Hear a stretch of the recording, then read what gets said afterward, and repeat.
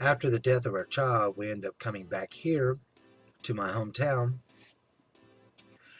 and we bought a house on payments. And then we end up in 1991. We had my son Andrew, and then in 1993 we had my son Steven, and in 1998 we had Maverick. So 4 kids altogether.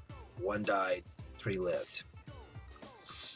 And I end up using my training in Job Corps to repair this house. I've been here ever since.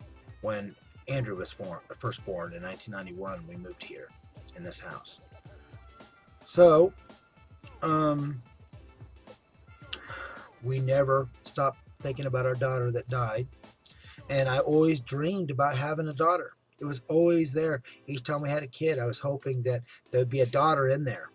But no. At the same time, Rita had her child and raised him the way she wanted to. And when he was like 5, I think it was probably 7 or 8, I ended up telling him who I was.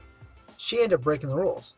She was the rules that she made, and that was that she wanted nothing to do with my family. And all of a sudden, my mom was grandma, my sisters was aunts, and she was over at my mom's house. She never came around me. And she never told him who I was. I did that when he was like 7 or 8. And at first he didn't believe me. He wanted to see my ID. So I showed it to him, and then he says, "True." And he started hugging me and said, "Daddy, I love you." And so I don't know why I did that. But I mean, it was kind of odd. He was going to figure this out.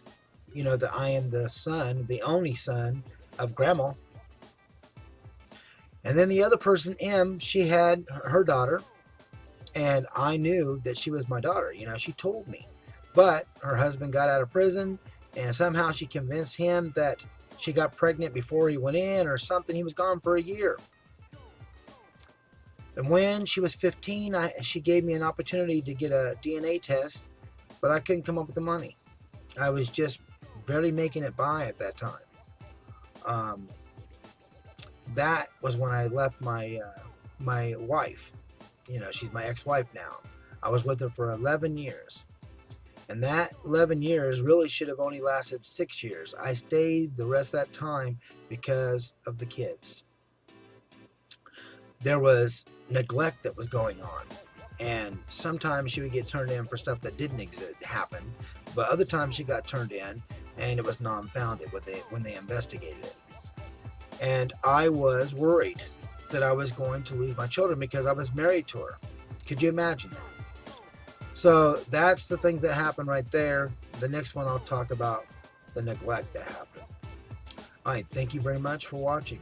And it's just me keeping it real. Bye.